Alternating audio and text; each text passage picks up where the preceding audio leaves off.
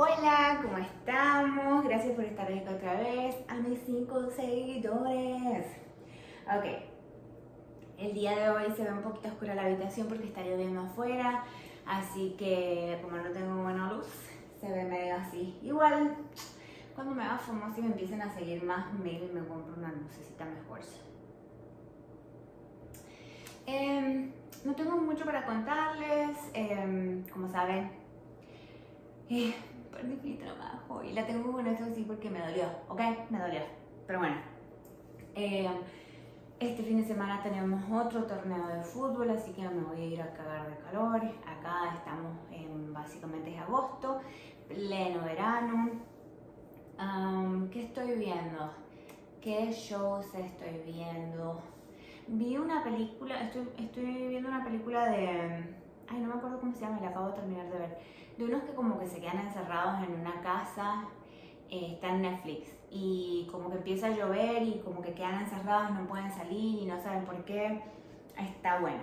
Después, otro show que estoy viendo en Hulu, se trata, no sé si han visto, hay un show, ella se llama Emmy Rossum y hacía un show que se llamaba Shameless. Bueno, en ese ella es la hija Fiona, pero en este show que estoy viendo hace detective.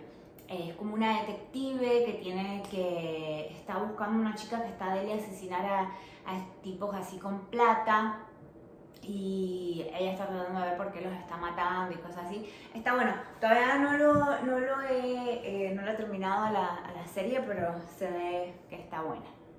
Bueno, vamos a pasar, vamos a lo siguiente, nos vamos a tomar unos mates, espero que todos ustedes también, agárrense unos matecitos, agárrense un cafecito de última si no tienen mate, un tereré, lo que sea. Que hoy día les tengo una historia que está muy buena. Acuérdense de seguirnos, acuérdense de darle like, de darnos review. Si a vos no te gustan los crímenes, mándale el video a alguien para que los escuche, así me siguen. ¿Ok? Ok. Bueno, vamos a empezar. 20 de mayo de 1999. El lugar se llama Snowtown, Australia del Sur. Era uno de esos pueblos donde el tiempo parecía pasar más despacio.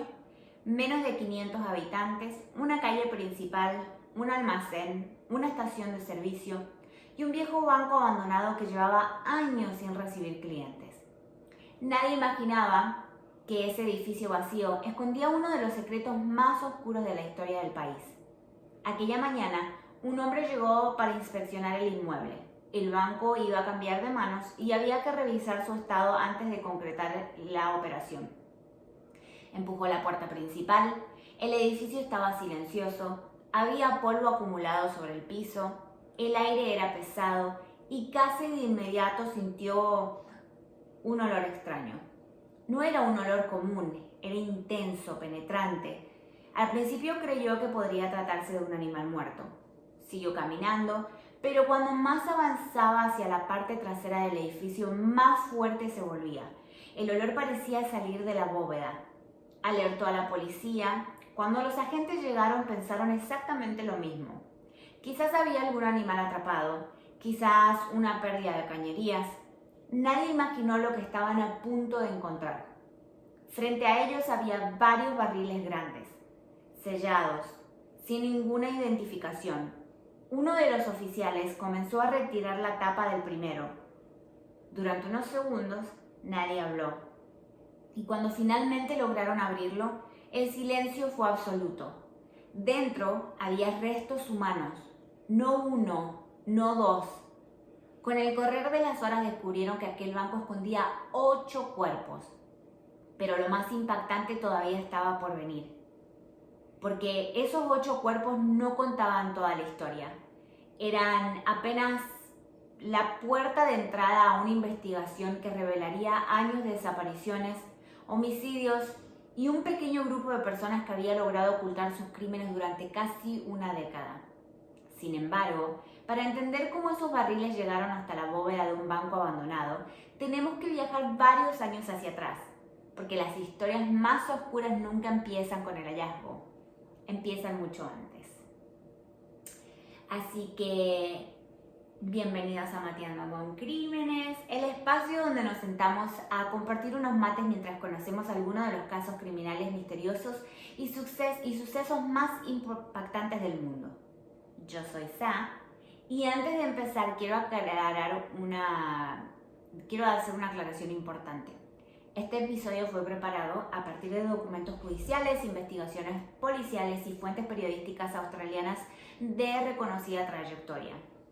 Cuando hablemos de hechos, serán hechos respaldados por la investigación, y cuando mencione una teoría o una duda o alguna especulación, también lo voy a aclarar. Esta es una teoría o una especulación.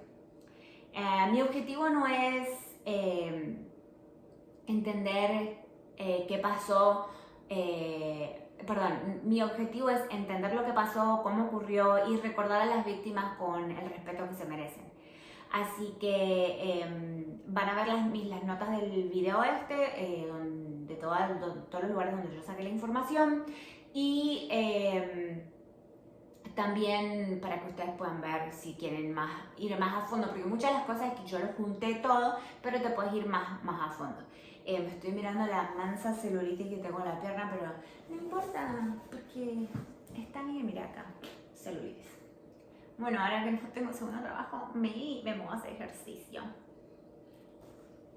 Como les digo, en este podcast yo tengo un humor negro, así que a veces me van a escuchar que voy diciendo cosas siempre con respeto a lo que le pasó a las víctimas, pero de repente medio burlándome de algunas cosas de los asesinos que son medios pelotudos, o de a veces algunos criminales que son medios chatos. Así que tengo humor negro y me voy a decir pelotudeces mientras voy leyendo, y van a escuchar, para los que solamente están escuchando y no están viendo el video, van a escuchar que pausitas cuando estoy tomando el mate. Empecemos. Un pueblo que nunca quiso ser famoso. Antes de hablar de asesinatos, quiero que viajemos juntos hasta Snowtown, porque creo que entender el lugar ayuda a entender por qué este caso impactó tanto. Snowtown está ubicado a unos 150 kilómetros al norte de Adelaida, la capital del estado de Australia del Sur. Hoy sigue siendo un pueblo pequeño, pero a principios del año 90 era todavía más tranquilo. La vida giraba alrededor del trabajo rural, los vecinos se conocían, las puertas muchas veces quedaban sin llave, y las noticias importantes corrían más rápido por una conversación en el almacén que por el diablo. Que por el diario. Bueno, pueblo chico, infierno grande. Cuando uno escucha el nombre Snowtown Murders o las muertes de Snowtown, es casi inevitable imaginar que todos los crímenes que ocurrieron allí. Por eso es uno de los mayores malentendidos del caso. La enorme mayoría de los homicidios ocurrieron en otras localidades de Australia del Sur. Snowtown quedó asociado para siempre porque fue allí donde aparecieron las pruebas que permitió reconstruir toda la historia, los barriles encontrados dentro del viejo banco. Y eso tuvo consecuencias para los habitantes del pueblo. Durante años, periodistas de todo el mundo llegaron buscando respuestas. Los vecinos se cansaron de repetir que ellos también habían sido sorprendidos por la noticia. Muchos sintieron que el nombre de su comunidad había quedado reducido para siempre a un crimen que no habían elegido. Y sin embargo, era imposible escapar de esa asociación. Cada vez que alguien pronunciaba Snowtown, pensaba en los barriles, pensaba en los asesinatos, pensaba en el horror. Pero la historia todavía no empezaba, porque para llegar hasta ese banco, primero tenemos que conocer al hombre que la investigación identificó como el líder del grupo, John Justin Bountin. ¿Quién era John Bountin? Cuando hablamos de casos como este, muchas veces aparece una pregunta inevitable. ¿Los asesinos nacen o se hacen? Es una pregunta que sigue generando debate entre psicólogos, criminólogos y especialistas. Y la realidad es que no existe una respuesta simple. Por eso, antes de seguir, quiero aclarar algo. Conocer la historia de John Bountin no significa justificar lo que hizo. Simplemente nos ayuda a comprender cómo una persona puede terminar convirtiéndose en el eje de una historia como esta. John Justin Boughton. ¿Por qué le quiero seguir diciendo Boughton? Boughton. Nació el 4 de septiembre de 1966. ¡Oh! Es de Virgo, porque yo soy de Racha. De 1966 en Inala, un suburbio de Brisbane. Aunque años más tarde se mudaría al estado de Australia del Sur, donde transcurrirían los hechos de este caso. Van a escuchar a mis perritos ladrar, les aviso. Quienes lo conocieron dejaron recuerdos muy diferentes. Algunos decían que era una persona amable, que podía hablar durante horas, que era simpático e incluso carismático. Otros, en cambio, recordaban algo completamente distinto. Decían que podía volverse dominante, controlador y que tenía una enorme facilidad para imponer sus ideas durante una conversación. Ese contraste aparece una y otra vez cuando uno revisa entrevistas, testimonios y documentos judiciales. Y sinceramente, creo que ahí está una de las claves de este caso, porque muchas veces imaginamos que una persona peligrosa se reconoce apenas entra a una habitación, pero la realidad suele ser mucho más compleja. Hay personas capaces de generar confianza con muchísima facilidad y justamente por eso logran acercarse a los demás. O sea, todos sabemos que los psicópatas tienen esa característica de ser súper carismáticos y por eso cada vez que pasa algo así súper loco, siempre vas a escuchar que dice la gente: ay, nunca lo esperaba de él, era tan amable, siempre nos ayudaba, era re buena persona y así, porque es lo que ellos hacen. Son tan carismáticos que se ganan la confianza de sus víctimas por lo general. Y justamente por eso logran acercarse a los demás. Una obsesión que fue creciendo con el paso de los años, Boughton desarrolló un profundo odio hacia determinadas personas, especialmente hacia quienes él consideraba abusadores sexuales o pedófilos. Ay, tenemos eso en común. Sí, si no les gusta esto que voy a decir, pero para mí todos los abusadores sexuales y todos los pedófilos tendrían que morirse, porque la infancia, especialmente cuando son niños, la infancia no se las devuelve a nadie, porque los deja marcados, así que, ok. En más de una oportunidad expresó públicamente esas ideas, y al principio algunas personas de su entorno interpretaban esos comentarios como simples opiniones extremas, pero con el tiempo quedó claro que esa no era toda la historia. Durante el juicio, la fiscalía demostró que muchas de las víctimas ni siquiera respondían al perfil que Boughton decía perseguir. Entonces, ¿qué estaba pasando?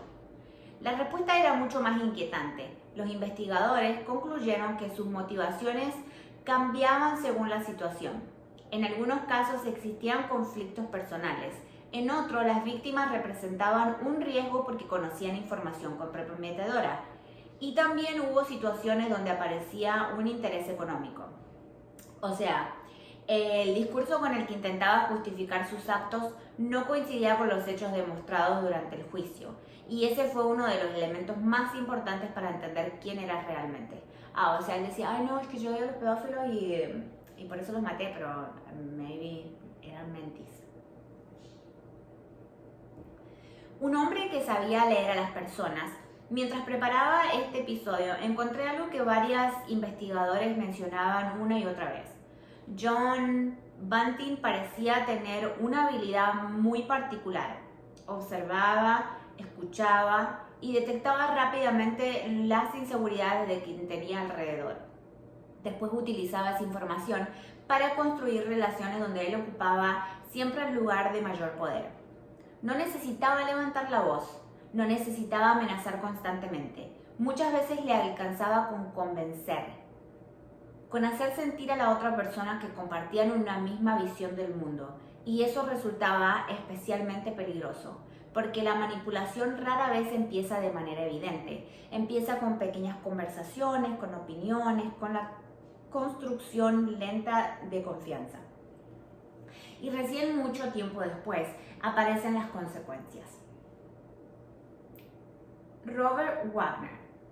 Si John Boughton fue considerado el líder, Robert Wagner fue, según la investigación, la persona que más estrechamente lo acompañó.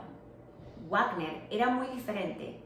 No llamaba tanto la atención, no era quien más hablaba, pero la fiscalía sostuvo que tuvo una participación decisiva en varios de los homicidios. Durante el juicio, ambos aparecieron una y otra vez como el núcleo central del grupo. Y eso nos lleva a otra pregunta importante. ¿Cómo pasó de haber dos personas a existir un grupo? Porque Snowtown no fue la historia de un asesino actuando completamente solo.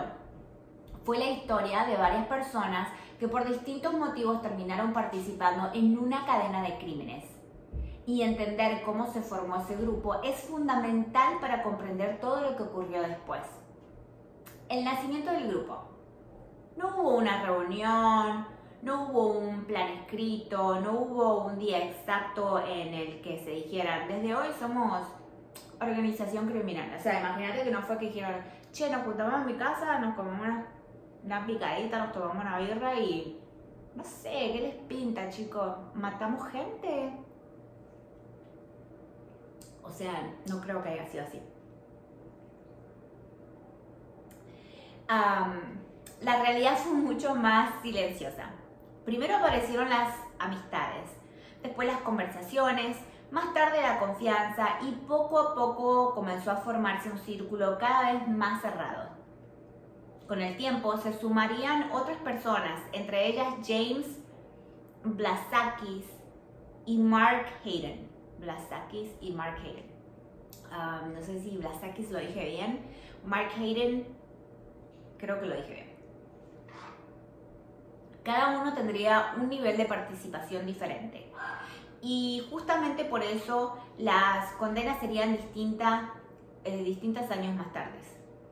Algo que me parece importante destacar es que la justicia australiana nunca trató a todos como si hubieran hecho exactamente lo mismo.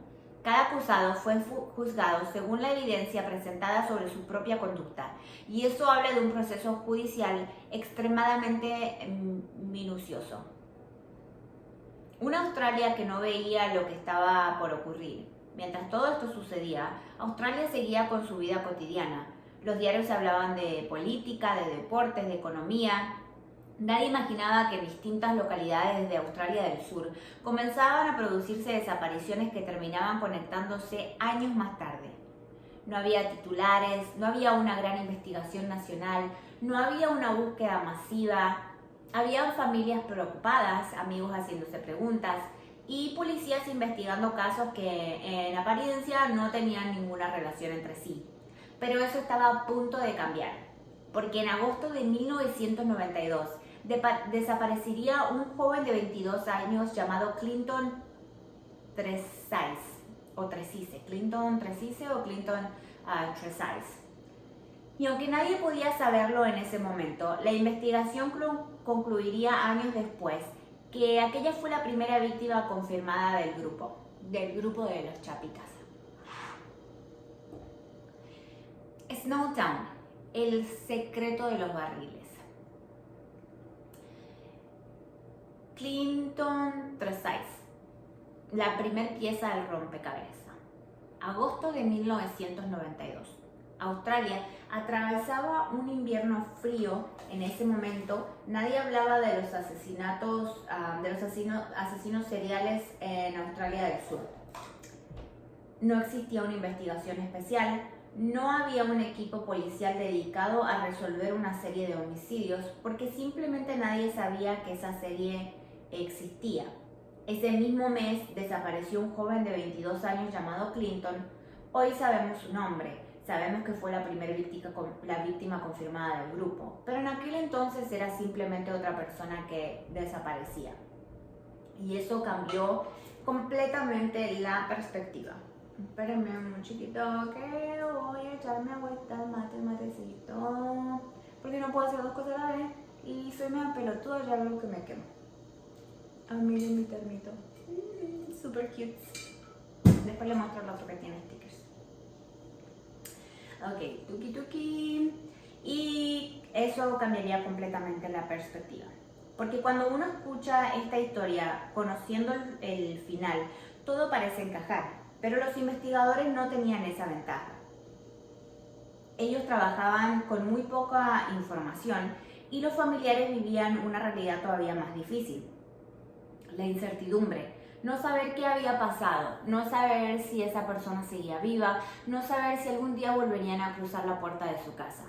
Hoy, una frase que escuché alguna vez de un investigador de personas desaparecidas que me quedó grabada, decía que la incertidumbre puede ser incluso más cruel que una respuesta, porque mientras no hay certeza, la esperanza nunca termina de apagarse, y eso fue exactamente lo que vivieron muchas familias relacionadas con ese caso.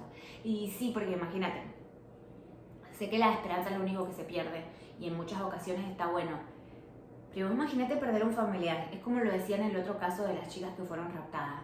O sea, uno sabe, al no encontrar a tu familiar que desapareció muerto de repente, al nunca saber si está muerto o no está muerto, siempre yo me imagino que les queda esa de pensar, estarán bien, les estará pasando algo, estarán sufriendo, o sea, porque la mente de uno es así, te vas a ir, bueno, por lo menos la mía, te vas a ir al worst case scenario, o sea, lo peor que te puedes imaginar, lo que te vas a estar imaginando. ¿Quién era Clinton? No existe demasiada información pública sobre la vida privada de Clinton y creo que es importante decirlo. Muchas veces cuando preparamos un episodio de crimen real existe la tentación de llenar esos vacíos, pero si algo no está documentado prefiero no inventarlo. Lo que sí sabemos es que era un joven de 22 años que conocía a personas del entorno de John Bunting. Durante el juicio, la fiscalía sostuvo que terminó convirtiéndose en la primera víctima del grupo. Según la evidencia presentada ante el tribunal, Clinton murió por estrangulamiento. Desde su muerte, su cuerpo fue ocultado con el objetivo de dificultar cualquier investigación. No voy a describir ese momento, no hace falta.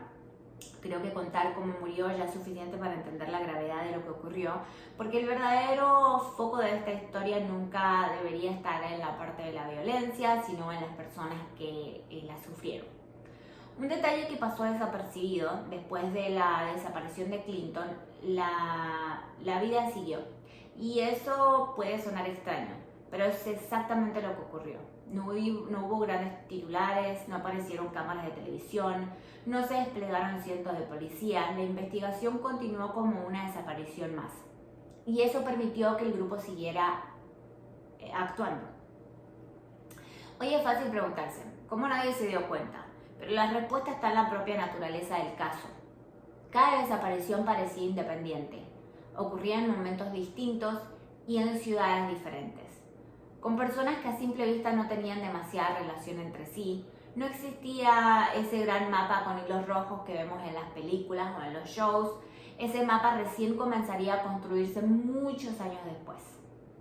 Cuando el grupo perdió el miedo, hoy algo que suele repetirse en muchos casos de homicidios múltiples, los primeros crímenes suelen implicar un enorme riesgo para quienes lo cometen. Todo puede salir mal, puede aparecer un testigo, puede quedar evidencia, puede intervenir la policía, pero cuando ese riesgo no tiene consecuencias inmediatas, algunas personas comienzan a sentirse intocables. Eso fue lo que, según muchos investigadores, ocurrió con el grupo de Bunting. Con el paso de los años, las desapariciones continuaron. Las víctimas cambiaban, los motivos también, pero el patrón comenzaba a repetirse. Las personas desaparecían, sus familiares preguntaban por ellas y el grupo hacía todo lo posible para convencer al entorno que simplemente se habían marchado. En algunos casos, la fiscalía demostró que se utilizaron documentos y beneficios sociales pertenecientes a la víctima después de su muerte. Ese dato fue especialmente importante durante el juicio, porque mostraba que no solo existía un intento por ocultar los homicidios, también parecía un beneficio económico. Y eso desarmaba todavía más el supuesto discurso moral con el que Bunting intentaba justificar sus acciones. O sea, porque si él estaba justificando de que los mataba por cualquier tipo de que eran malos o cosas así, pero él se estaba quedando con la plata. O sea, que no lo hacías para ayudar al mundo, era porque te querías quedar con la plata de ellos. Y estoy viendo acá en mi ventana y el cielo está negrísimo. Va a haber una tormentita. Después de Clinton vendrían otras personas, cada una con su propia historia, cada una con una familia, cada una con alguien que lo esperaba en casa. Y creo que vale la pena detenernos un momento acá, porque muchas veces los casos de asesinos seriales terminan convirtiendo a las víctimas en una simple lista de nombres. Y yo no quiero que pase eso, quiero que a medida que avancemos conozcamos quiénes eran, no para invadir su privacidad, sino para recordar que antes de convertirse en víctimas eran personas. Tenían proyectos, rutinas, amigos, problemas, sueños, y todo eso terminó abruptamente por decisiones que nunca tendrían que haber ocurrido. Después de la desaparición de Clinton, la vida siguió. Los diarios continuaban publicando otras noticias, las ciudades seguían con su rutina y mientras tanto otra familia comenzaría a vivir la misma incertidumbre, el mismo horror. Con el paso de los años desaparecerían más personas, cada caso parecía distinto, cada investigación tenía su propio expediente. Cada detective trabajaba con información diferente y ese fue quizás uno de los mayores obstáculos para descubrir lo que realmente estaba ocurriendo. Porque hoy nosotros conocemos el final de la historia, pero sabemos que esas cosas estaban conectadas. Pero en ese momento nadie podía verlo. Comencemos por Ray Davis. Una de las siguientes víctimas fue Ray. Ray era un hombre conocido por varias personas del entorno de John Bunting. Durante el juicio, la fiscalía sostuvo que terminó convirtiéndose en un objetivo del grupo. Según la evidencia presentada, murió también por estrangulamiento. Después de su muerte, los responsables volvieron a intentar ocultar el crimen. Y acá aparece algo que comienza a repetirse. No solamente desaparecía una persona, también desaparecían las respuestas. Las familias llamaban, preguntaban, esperaban, y con el paso de los meses la angustia empezaba a mezclarse con la incertidumbre, porque una desaparición deja preguntas, y cuando esas preguntas nunca encuentran respuestas, el tiempo parece detenerse. Susan Allen. Otra de las víctimas fue Susan Allen. Susan era madre. Tenía una familia que nunca dejó de buscar explicaciones. Durante el proceso judicial, la fiscalía explicó que su muerte formó parte de la misma secuencia de homicidios investigadas en el caso de Snowtown. Los peritos determinaron que murió como consecuencia de la violencia ejercida por el grupo. No voy a describir los detalles porque no creo que el horror deba medirse por la cantidad de información gráfica que contamos, pero alcanza a saber que fue otra vida que fue arrebatada y la familia empezaba un duelo sin siquiera saberlo. Barry Lane. Con Barry Lane ocurrió algo parecido. Su desaparición tampoco fue vista inicialmente como parte de una serie, y eso nos muestra un problema que sigue existiendo en muchos países. Cuando las víctimas pertenecen a sectores vulnerables de la sociedad, sus desapariciones muchas veces tardan más en recibir la atención que merecen. No porque la policía no quiera investigar, sino porque al comienzo no existen elementos suficientes para relacionar un caso con otro. Y porque, vamos a ser sinceros, a veces que si estos son personas de familia que tienen plata, más vale que las noticias van a salir a poner los nombres afuera porque el hijo de tal, o el pariente, o el amigo, así. Y la gente pobre, por lo general, no tiene la misma cobertura, con la misma cobertura mediática. Ese fue exactamente el desafío que enfrentaron los investigadores australianos. No estaban buscando un asesino serial, estaban intentando resolver desapariciones individuales. Y esa diferencia cambiaría completamente la manera en que avanza una investigación. Hay un concepto en criminología que aparece con frecuencia. Se llama escalada. No significa que todos los delincuentes actúen de la misma forma, pero en algunos casos, cuando una persona comete un delito y no enfrenta consecuencias inmediatas, puede comenzar a sentirse más segura. Los investigadores creen que algo parecido ocurrió aquí. Con el paso del tiempo, el grupo parecía convencido de que nadie estaba uniendo las piezas. Las desapariciones seguían siendo investigadas por separado. No existían titulares nacionales, no había un operativo especial y eso alimentó una falsa sensación de impunidad. Una pregunta que todavía hoy genera debate. Mientras preparaba este episodio hubo una pregunta que apareció una y otra vez. ¿Cómo es posible que tantas personas desaparecieran sin que nadie encontrara conexión? La respuesta es menos cinematográfica de lo que imaginamos. No existía una computadora donde todos los casos aparecían automáticamente relacionados, no existía un detective que conociera cada desaparición del Estado. La información estaba distribuida en distintas ciudades, en distintas comisarías, con distintos investigadores. Y recién años más tarde, cuando comenzaban a cruzarse esos datos, el panorama completo empezó a tomar forma. Ese detalle cambió para siempre la manera que muchas agencias australianas entendieron las investigaciones de personas desaparecidas, porque Snowtown dejó una enseñanza muy clara. A veces la diferencia entre resolver un caso y resolverlo está en compartir información. Pero ya lo hemos visto acá también. Yo he visto shows que empiezan así también como acá en los Estados Unidos, que empieza un crimen y se empiezan a relacionar hasta que hicieron ese sistema donde todos los policías meten cosas, entonces vos podés ver las relaciones.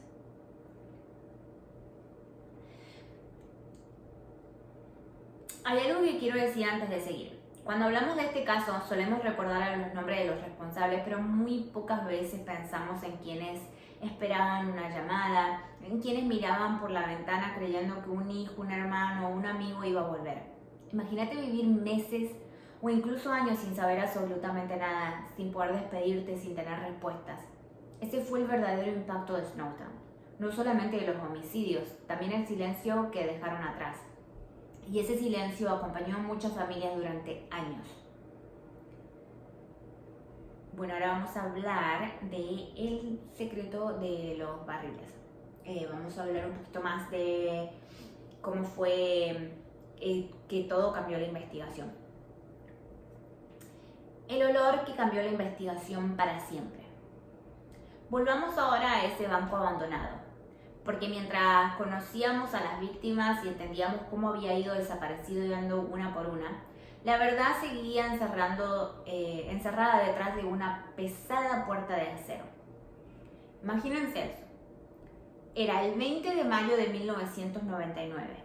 El edificio del antiguo banco llevaba años vacíos. Las ventanas estaban cubiertas de polvo, las paredes mostraban el desgaste del tiempo. Y sin embargo, nadie imaginaba que en el interior de la bóveda permanecía escondida la prueba más importante de toda la investigación. Cuando la policía llegó al lugar, el objetivo inicial era descubrir el origen de un olor extremadamente fuerte. Nada más. No estaban buscando personas desaparecidas, no estaban ejecutando una orden de allanamiento relacionada con una organización criminal. Simplemente intentaban averiguar qué estaba produciendo ese olor. Pero como tantas veces ocurre en la historia del crimen, un detalle aparentemente menor terminó cambiando todo. Dentro de la bóveda encontraron varios barriles. Estaban cerrados, ordenados, no parecía un depósito improvisado. Y eso hizo que los investigadores comprendieran rápidamente que aquello no era un accidente. Cuando abrieron el primero, descubrieron restos humanos. Con el correr de las horas confirmarían que había 8 cuerpos ocultos dentro de esos barriles. Imagínate el impacto. Hasta ese momento la policía investigaba desapariciones. De golpe tenía enfrente así la evidencia de una serie de homicidios. Y todavía no sabían quién eran las víctimas, ni cuántas personas estaban involucradas, ni cuánto tiempo llevaba ocurriendo todo aquello. El trabajo silencioso de los peritos. Cuando vemos documentales sobre casos criminales, muchas veces toda la atención se la llevan los detectives.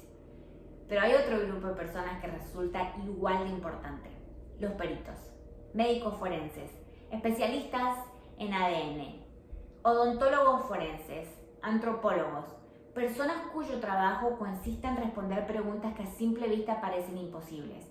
¿Quién era la persona? ¿Cuánto tiempo llevaba fallecida? ¿Podía identificarse a partir de registros dentales? ¿Existía alguna lesión que ayudara a reconstruir qué había ocurrido? Cada una de esas preguntas requeriría semanas y en algunos casos meses de trabajo. No existían respuestas rápidas, no existía una sola prueba capaz de resolver el caso. Era necesario combinar cientos de pequeñas piezas y eso fue exactamente lo que hicieron. Los investigadores compararon denuncias de personas desaparecidas, solicitaron historias clínicas, analizaron registros odontológicos, entrevistaron nuevamente a familiares y poco a poco comenzaron a devolverles un nombre a quienes durante años habían permanecido desaparecidos. Cada identificación representaba 2 casos al mismo tiempo. Para una familia, el fin de una espera desgarradora; para la investigación, una nueva puerta que se abría, porque cada víctima tenía relaciones, amigos, conocidos, lugares que frecuentaba, y siguiendo esos vínculos los detectives comenzaron a descubrir que varias de esas personas tenían algo en común. De una u otra forma habían pasado por el entorno de John Bunting. El rompecabezas comenzaba a tomar forma. Hay una imagen que me gusta usar cuando hablo de investigaciones complejas.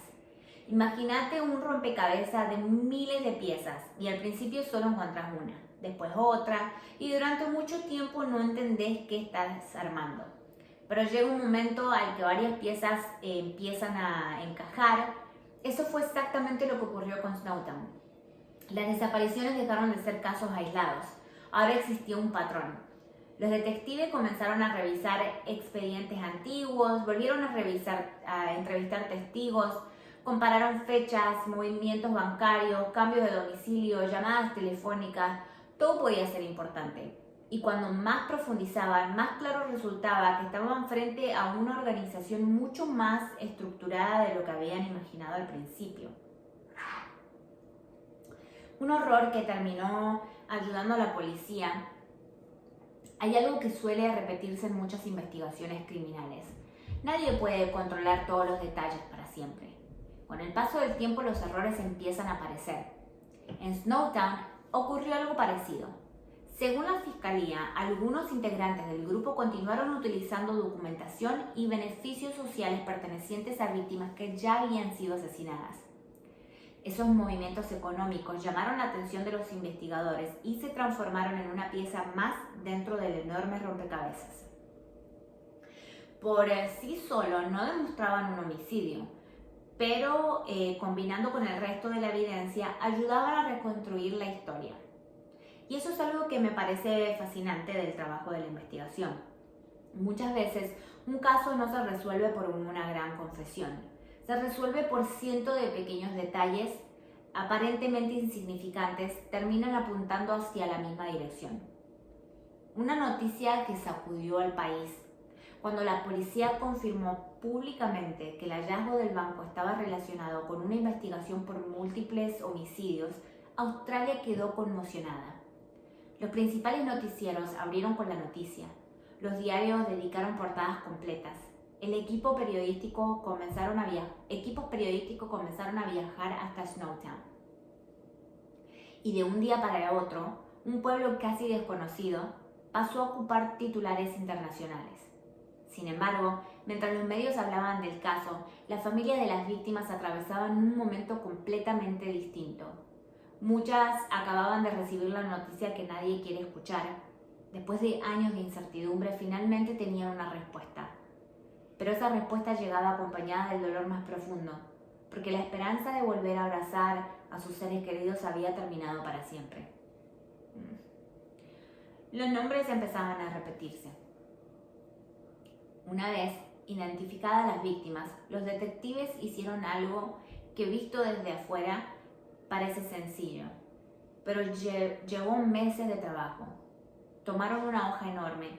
En el centro escribieron el nombre de la primera víctima. Después comenzaron a agregar familiares, amigos, conocidos, lugares que frecuentaban, trabajos, relaciones. Hicieron exactamente lo mismo con la segunda víctima, después con la tercera y con la cuarta. Al principio parecía que cada historia iba por un camino diferente, pero poco a poco algunos nombres comenzaron a repetirse. Una misma persona aparecía vinculada con más de una víctima, después con otra y después con otra y más.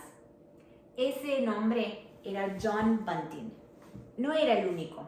También aparecían Robert Wagner, James Blasakis y más adelante Mark Hayden. Por primera vez, los investigadores dejaron de mirar a los expedientes por separado. Ahora estaban observando el caso completo. Y la imagen que empezaba a aparecer era mucho más inquietante de lo que cualquiera había imaginado. Las entrevistas. En una investigación como esta, las entrevistas son fundamentales. No siempre porque alguien vaya a confesar. Muchas veces lo importante es detectar las contradicciones. Porque viste que empiezan a hacer las entrevistas y si son todo un grupito y son medio pelotudos, van a decir, es que yo fui, hice esto y lo conocí acá y lo conocí, y se van a empezar a contradecir, pero bueno, me dijiste esto y habías dicho lo otro, y así empiezan, porque se creen vivos, pero no son. Ok. Muchas veces lo importante es detectar las contradicciones. Los detectives entrevistaron a decenas de personas, vecinos, familiares, amigos, personas que habían visto a alguna de las víctimas por última vez. Déjenme que voy a tomar nota, ¿cierto? Okay. Y también a quienes comenzaban a aparecer una y otra vez en la investigación. Al principio las respuestas parecían normales. Cada uno contaba su versión, pero cuando más avanzaba la entrevista, más diferencias se encontraban. Algunos aseguraban no haber visto a determinadas víctimas desde hacía mucho tiempo. Otros afirmaban haberlas visto desde la fecha en que, según la evidencia, ya habían muerto. Había horarios que no coincidían, relatos que cambiaban, detalles demasiado precisos sobre cosas que supuestamente nadie debería conocer. Esos pequeños errores comenzaron a acumularse.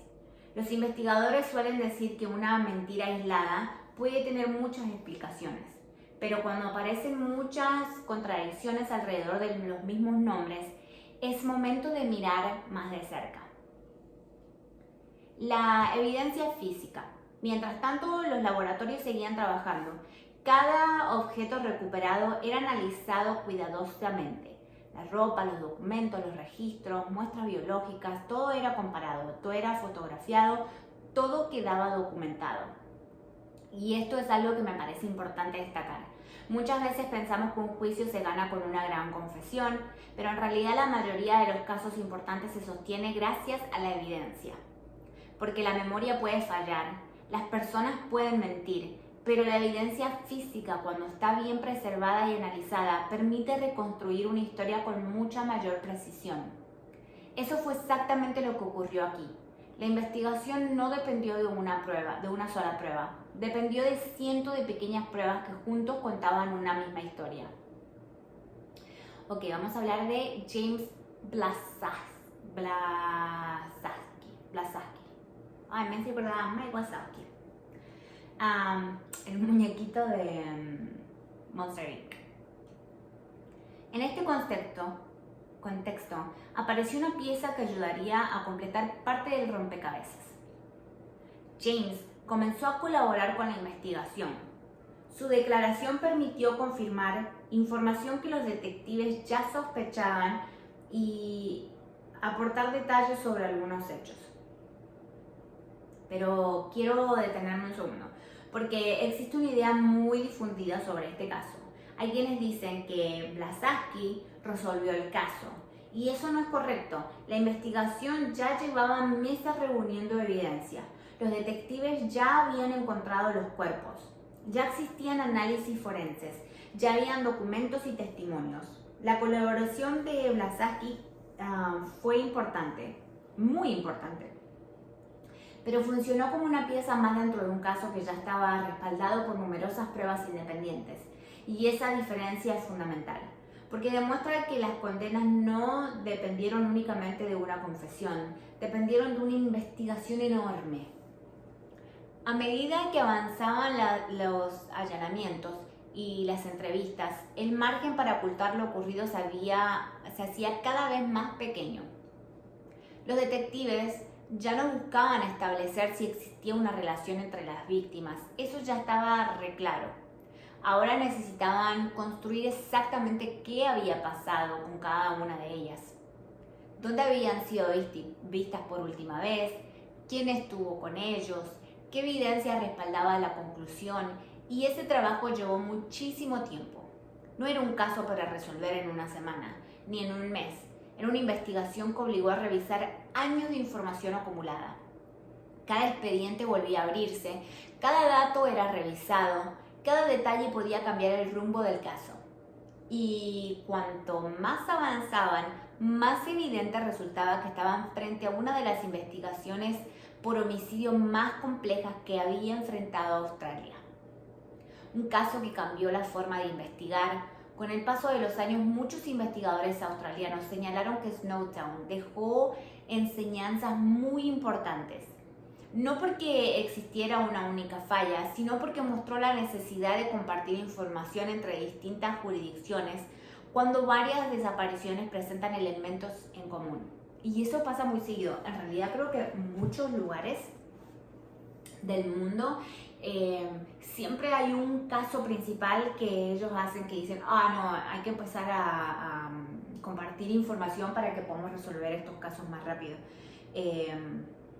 Y ha pasado así, yo lo he visto en muchos shows de casos reales, o sea, acá en Estados Unidos, no me acuerdo cuál fue el caso, pero me parece que era de uno que iba a diferentes ciudades y tampoco tenía ¿cómo se dice? Mataba hombres, mujeres, de cualquier raza, de cualquier background, entonces era más difícil poder seguir a esas personas, a esos asesinos. También puso sobre la mesa otra realidad.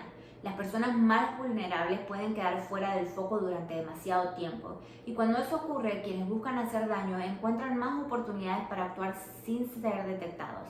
Es una reflexión incómoda, pero necesaria, porque aprender de un caso como este también significa preguntarnos qué puede hacerse mejor en el futuro. Ok, ahora vamos a enfocarnos en el juicio que Australia siguió muy de cerca. Después de años de investigación, miles de horas de trabajo policial y una cantidad enorme de pruebas reunidas, llegó el momento que muchas familias esperaban, el juicio. Pero antes de seguir quiero aclarar algo. Los procesos judiciales casi nunca son como los vemos en las películas.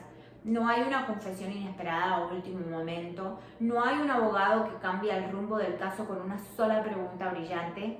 La realidad suele ser mucho más lenta y mucho más meticulosa. Cada prueba debe presentarse, cada testimonio debe ser analizado, cada afirmación debe estar respaldada. Y eso fue exactamente lo que ocurrió en este caso. Durante meses la Fiscalía construyó una historia que había permanecido oculta durante casi una década. No bastaba con demostrar que había víctimas. Había que demostrar quién era responsable de cada una de ellas. Y eso significó revisar una vez más toda la evidencia. Y bueno, y como ya sabemos en nuestros países, todo lo que es legal tarda un año y la mitad del otro. Un rompecabezas construido pieza por pieza. Imagínate por un momento que sos parte del jurado. Frente a vos no aparece una sola prueba definitiva. Lo que aparece son cientos de pequeñas piezas, registros telefónicos, movimientos bancarios, objetos recuperados durante los allanamientos, informes forenses, registros odontológicos, declaraciones de testigos, pericias científicas. Y la tarea de la Fiscalía consistía en demostrar que todas esas piezas juntas contaban una única historia. Eso fue probablemente uno de los aspectos más impresionantes del caso. No dependía de una sola confesión, dependía de la fuerza que adquiría toda la evidencia cuando se observaba en conjunto. La estrategia de la Fiscalía. Los fiscales sostuvieron que John Bunting había sido el líder del grupo. Según la acusación, era quien ejercía mayor influencia sobre los demás y quien impulsaba mucho de las decisiones que terminaron en homicidios. Pero también dejaron algo muy en claro. No estaban juzgando solamente a una persona. Cada acusado debía responder por sus propios actos.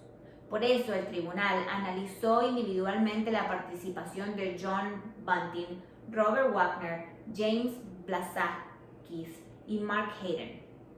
Y ese detalle es importante porque la justicia no funciona por asociaciones, funciona con pruebas. No alcanza con conocer a alguien que cometió un delito, hay que demostrar cuál fue la participación concreta de cada persona. La familia frente a los acusados. Hay escenas que casi nunca aparecen en los titulares, pero que son las que más impactan. Mientras avanzaba el juicio, muchos familiares asistían todos los días al tribunal. Escuchaban nuevamente los nombres de sus hijos, de sus hermanos, de sus padres, de sus amigos. Volvían a escuchar cómo los investigadores habían reconstruido los últimos días de vida de quienes ya no estaban. Y eso significa revivir un dolor que nunca había desaparecido. Muchas veces pensamos que el juicio representa el final de una historia, pero para la familia muchas veces representa volver a atravesar desde el principio. Las condenas. Después de analizar toda la evidencia presentada durante el proceso, el tribunal dictó sentencia. John Bunting fue condenado culpable por múltiples homicidios y recibió varias condenas de prisión perpetua. En términos prácticos, eso significa que nunca recuperará la libertad. Robert Wagner también fue condenado a múltiples cadenas perpetuas por su participación en los asesinatos. James Blasowski recibió una pena menor. El tribunal tuvo en cuenta que, entre otros factores, que había colaborado con la investigación y se había declarado culpable de varios cargos. Mark Hayden fue condenado por los delitos de la justicia consideró probados en su caso, relacionados principalmente con el ocultamiento de evidencia y otros hechos vinculados a la investigación. Las sentencias cerraron el proceso judicial, pero no cerraron las heridas, porque ninguna condena puede devolver una vida. ¿Se hizo justicia? Esa es una pregunta que suele aparecer en todos los casos criminal real, y la respuesta depende mucho de a quién se las hagamos.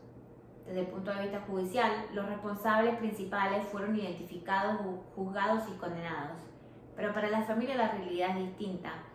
Muchos habían pasado años sin respuestas, años imaginando distintos escenarios, años esperando una llamada que nunca llegaba, y aunque finalmente conocieron la verdad, esa verdad llegó demasiado tarde para cambiar la historia y lo que había ocurrido. Creo que esa es una de las partes más difíciles de cualquier historia de crimen real. La justicia puede establecer responsabilidades, pero puede imponer condenas, pero nunca puede borrar el dolor que deja un crimen. El pueblo que quedó marcado para siempre. Cuando terminaron los juicios, muchos pensaron que la historia de Snowtown había llegado a su final, pero no fue así, porque los casos judiciales pueden cerrarse, las condenas pueden dictarse, los expedientes pueden archivarse. Sin embargo, hay lugares donde el tiempo parece detenerse. Y Snowtown fue uno de ellos. Durante años, los habitantes del pueblo intentaron recuperar la tranquilidad que habían perdido. Muchos periodistas seguían llegando, equipos de televisión, productores de documentales, escritores. Todos querían contar una historia del pueblo de los barriles. Pero para quienes vivían allí, Snowtown seguía siendo su casa, el lugar donde criaban a sus hijos, donde trabajaban, donde hacían las compras. Y más de una vez tuvieron que repetir algo que probablemente escucharon cientos de veces. La mayoría de los asesinatos ni siquiera ocurrieron acá. Sin embargo, el nombre ya había quedado unido para siempre al caso. Y esa es una carga que el pueblo todavía lleva. Las preguntas que nunca tuvieron respuestas. Una vez terminó el juicio, comenzaron a aparecer libros, documentales y programas especiales. Y como suele pasar con los casos más conocidos del mundo, también aparecieron teorías. Quiero hacer una pausa muy importante. A partir de este momento voy a mencionar preguntas de quienes aparecieron cuando se habla de Snowtown. No son hechos comprobados, son debates que existen desde hace años. Y la primera pregunta es, ¿hubo más víctimas? Hasta hoy, las autoridades australianas no encontraron pruebas científicas para demostrar que el grupo haya cometido más homicidios que los acreditados judicialmente. Y eso no impidió que surgieran especulaciones. Pero una especulación nunca reemplaza la evidencia. La segunda pregunta es, ¿Alguien sospechaba de lo que estaba pasando? Es una duda lógica. Con tantas desapariciones, muchas personas se preguntaban si alguien había visto o habían señales o habían sospechado de que o habían visto algo. La realidad es que nunca apareció evidencia que demostrara que existiera una persona ajena al grupo con conocimiento completo de lo que estaba ocurriendo y que hubiera decidido callarlo. Lo que sí sabemos es que varias desapariciones fueron investigadas de manera independiente porque en aquel momento no existían elementos suficientes para relacionarlas. Y eso cambió profundamente la manera en que las fuerzas policiales australianas comenzaron a compartir información entre distintas jurisdicciones. La tercera pregunta probablemente sea la más inquietante. ¿Qué habría pasado si nadie entraba a ese banco? Es imposible responderla, quizás el caso se habría descubierto por otro camino, quizás mucho tiempo después o quizás no, nunca lo sabremos. Y justamente por eso sigue siendo una de las preguntas más inquietantes de toda la historia. Lo que este caso nos deja, mientras preparaba este episodio, hubo una idea que no dejó de acompañarme.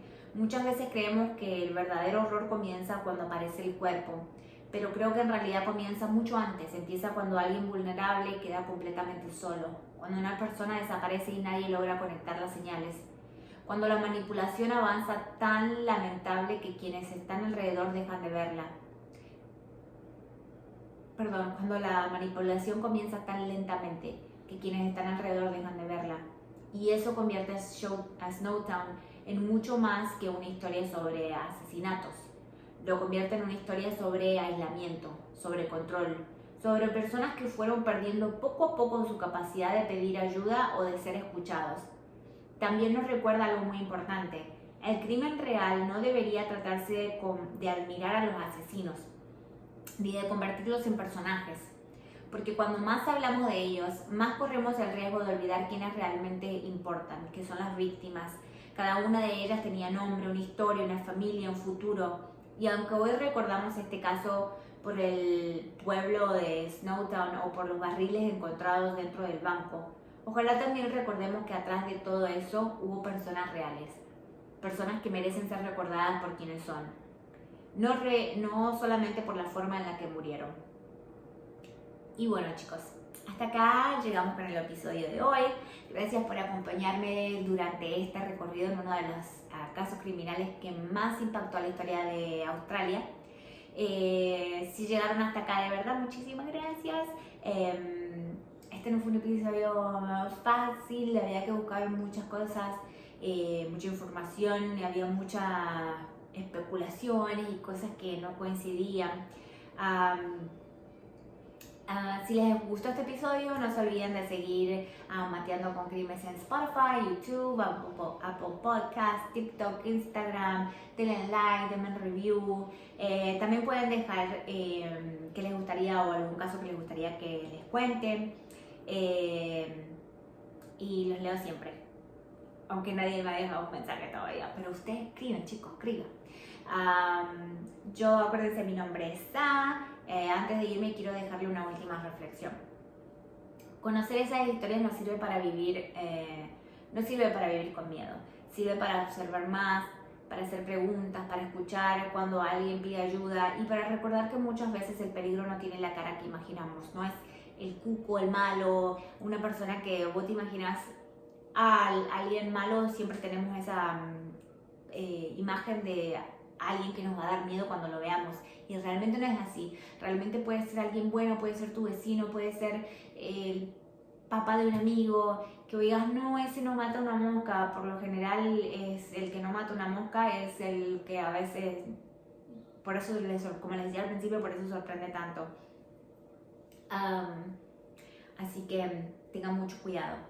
Y así que bueno, hay que recordar que muchas veces el peligro no tiene la cara que imaginamos, así que acuérdense de eso, grábenselo bien en la cabeza y acordémonos que siempre, siempre, siempre empoderadas, pero sobre todo desconfiadas. Chao, chisperris.